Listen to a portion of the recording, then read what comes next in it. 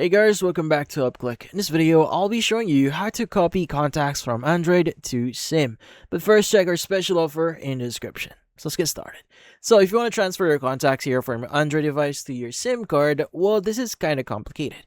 Now, if you're not aware yet, the latest phones right now does not support the option that transfers information or contacts from your Android device to, storage into your SIM card, because right now SIM cards only can contain up to like 250 contacts as of right now. So currently it may be difficult. Some phones already remove this option already from their devices, and some phones like Samsung or still has this option, but it still depends on what model you currently have right now.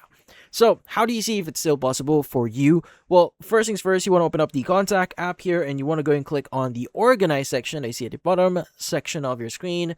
Now, typically, you just need to look for the option here that says import from file.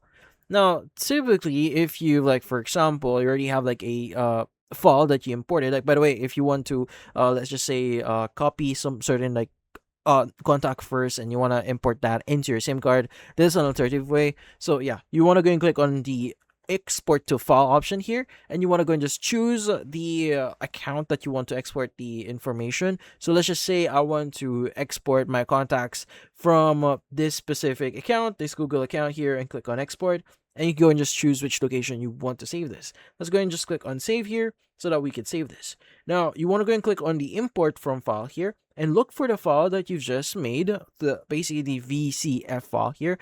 Go and select that.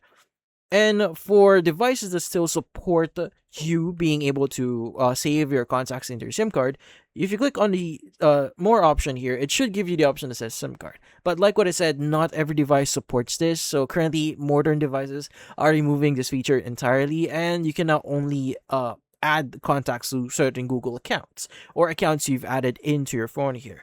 Now, how do you exactly still do this? Well, you need to download a third-party app to save contacts into your SIM card.